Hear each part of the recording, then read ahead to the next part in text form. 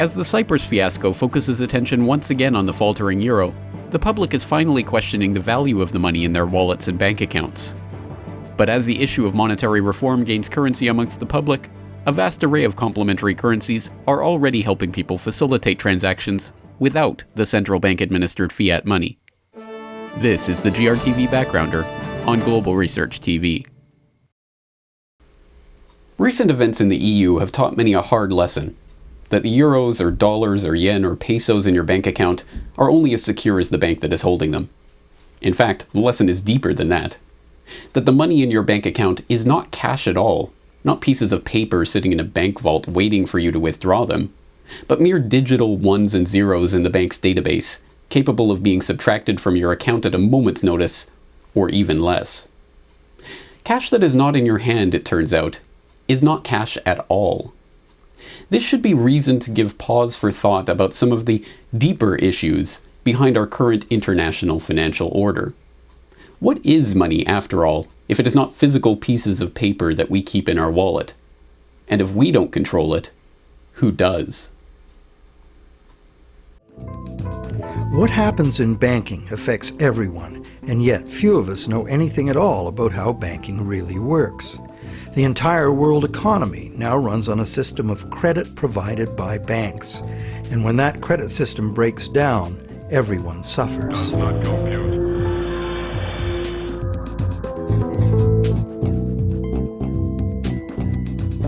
To make things worse, the explanations for these breakdowns offered by the experts never look at the root cause, namely, that other than cash and coins, which make up just 1 to 5% of money in circulation, all the money in existence today was created as the principal of a bank loan, with the banks requiring principal plus interest as so-called repayment.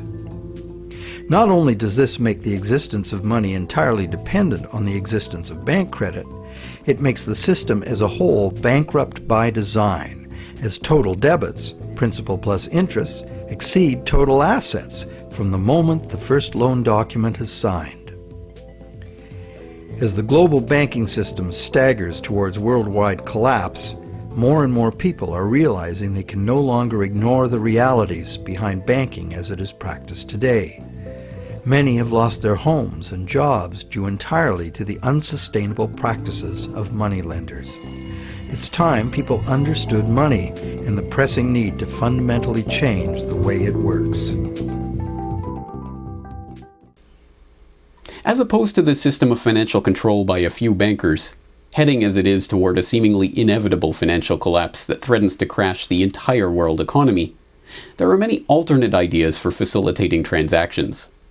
Some advocate for a gold-backed system, or some other hard asset-backed currency that protects against rampant government printing and the possibility of hyperinflation. Others tout debt-free government-issued money, spent into the economy on infrastructure and other tangible benefits to the community, and kept in check through taxation or demurrage. Yet others believe the answer lies in more technical solutions, pointing to the recent success of the online cryptocurrency Bitcoin as an example of a different way to think about money. While there are merits and demerits to all of these systems, it is vital that we realize the issue of monetary reform is not constrained to hoped-for changes to our current system that will possibly be implemented one day in the future in an all-at-once changeover. In fact, there exists right now around the globe examples of alternative currencies that are currently existing alongside the Federal Reserve notes and euros and other bankster-manipulated debt-based fiat money systems that are already helping facilitate transactions and grow local economies all across the globe. Susan Witt prints her own money. This is really high quality paper. But she's no counterfeiter. These are Berkshires, the local currency she developed for southern Berkshire, Massachusetts. It's a tool to help local businesses compete against the growing number of chain stores. On the 20-unit note is Herman Melville. The notes celebrate homegrown heroes and the beauty of the local landscape. $835,000 worth of Berkshires were printed. They're as good as greenbacks in more than 200 shops. Nicholas can pay 30% of his tuition fees using TEM, a currency found only here in Volos. The local network for exchange and solidarity, which runs this new financial system, is based in the shop of seamstress Angeliki Ioanniti. Εδώ σε αυτό το χαρτί συμπληρώνετε τι προσφέρετε στο δίκτυο και αν είναι κάτι που θέλετε να ζητήσετε που έχετε ανάγκη. Having an alternative currency isn't unique. There are similar networks in other parts of the world and more than a dozen here in Greece. But with 900 members and more joining every day, this is the largest in a country unsure of what money it will be using in a few months' time. A time bank is a way to give and get services without cash. Monica Kimball is the head of the Onion River Exchange in central Vermont. It's a great way to kind of preserve and to raise your status quo without having to pay for it. It's not a barter system where one person directly trades with another. Instead, people sign up through a website and list services they can provide and ones they want to get. For every hour you spend doing something for someone in your community, you earn 1 hour of credit. At the Onion River Exchange, there are 365 services being offered. In 1934, in the midst of the Great Depression, stores and small businesses in Switzerland created a new economic system. Separate from Swiss francs, they made a unique unit without interest called VIR and operated transactions. Though this system was born from Gazelle's theory, it stopped the issue of the actual bills and limited the transaction only within the unit's VIR. The operation as a whole is conducted by the VIR Bank, and there are members throughout the country. Now, the VIR Economic Circle Cooperative is deeply rooted in the Swiss economy as a network of solidarity and includes 76,000 Swiss businesses, which make up 17% of all businesses in the country. What kind of more expensive items can you purchase or services with the $25 and $50?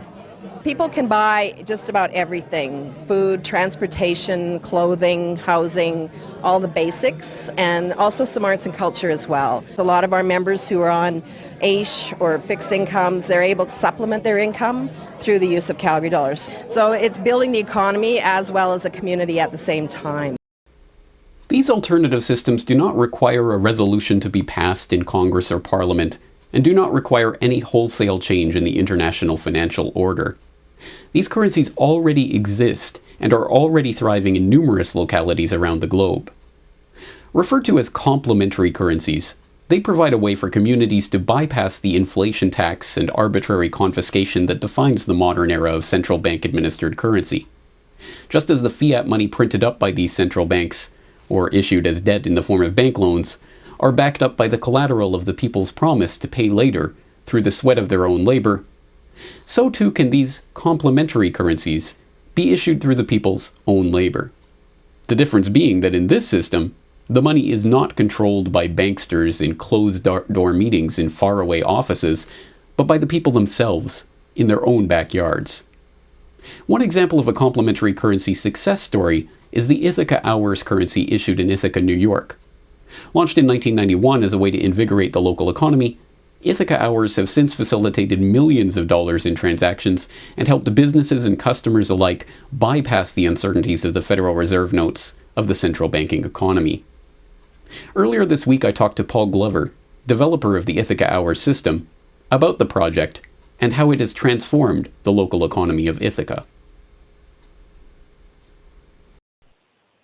Well, 22 years ago in Ithaca, New York, I noticed that a lot of people, friends particularly, had skills and time that were not being employed or respected by the prevailing economy. And while we had much desire to create things and trade them with each other, and many services we could provide to each other, we didn't have the money. So, since I have a background in graphic design, journalism, and arrogance, I went to my computer and designed paper money for Ithaca, New York. Designed pretty colorful money, with pictures of children, waterfalls, and trolley cars, and denominated in hours of labor. 1 hour note, half hour, quarter, eighth hour note, 2 hour note. And then began to issue to each of the pioneer traders who had agreed to be listed in the directory a specific starter amount. And the game began. An hour has been worth an hour of basic labor, or 10 US dollars, which at that time, 20 years ago, was double the minimum wage. People who usually expect more than $10 per hour of their service can charge multiple hours per hour, but the denomination puts between us as residents of our community that reminder that we are fellow citizens, not merely winners or losers scrambling for dollars.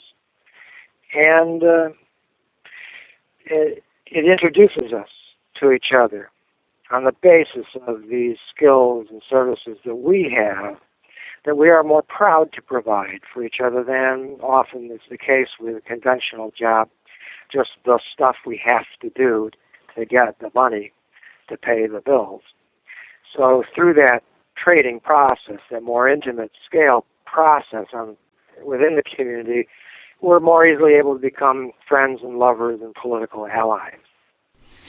Well, it is an inspiring story, isn't it? It's an inspiring story, and tell people about how much money has circulated through this community. I mean, it's important for people to understand just how successful this has been.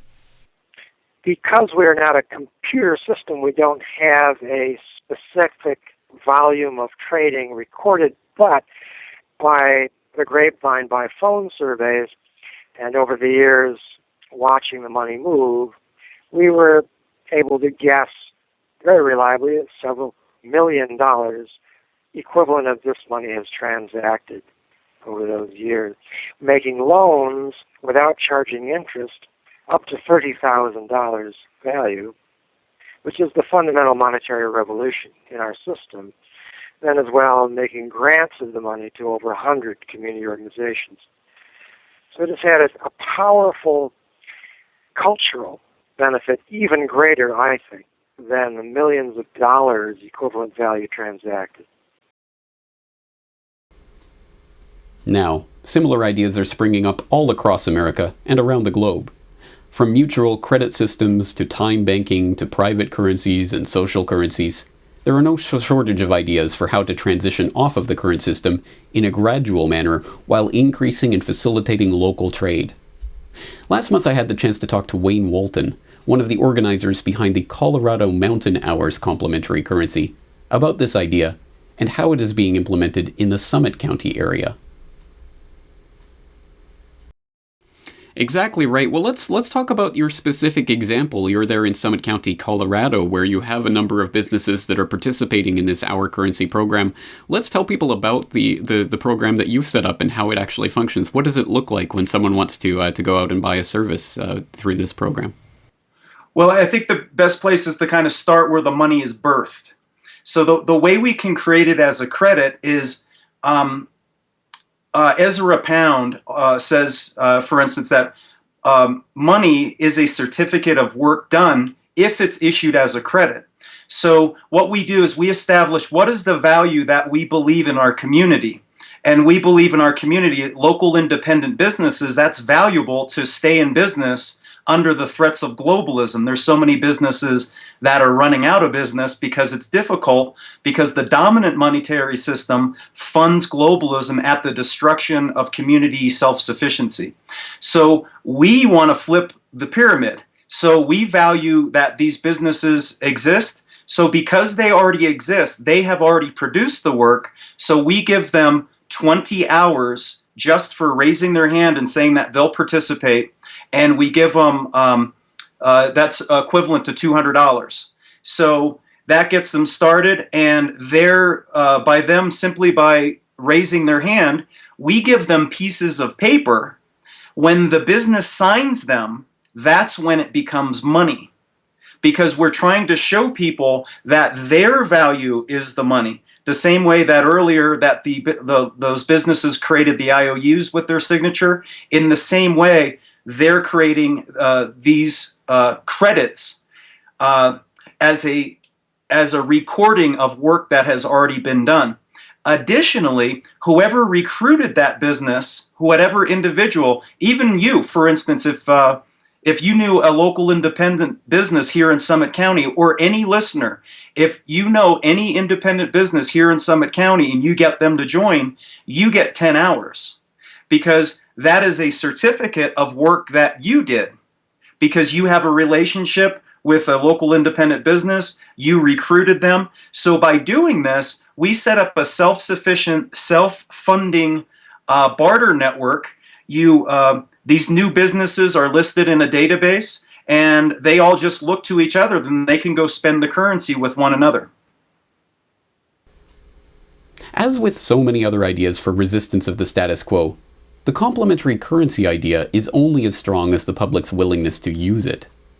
Sadly, the comfortable inertia that the status quo offers is enough to keep many from even entertaining the idea of using a different form of money. But as the people in Volos, Greece, and other cash-strapped locations around the globe are finding, having an established complementary currency can help a community survive and even thrive in the midst of the economic chaos that we can all see coming. Just as currencies like Ithaca Hours and Mountain Hours have proven themselves to be successful, so have many complementary currencies withered away from lack of community support. But in this age of Cyprus-style bail-ins, debt ceiling crises, and the ever-looming risk of hyperinflationary currency death spirals, it is incumbent on all of us to identify and support, or even create, a complementary currency system in our own local area. For more on this story and other breaking news and current events, please go to globalresearch.ca. For more research and analysis by James Corbett, please go to corbettreport.com.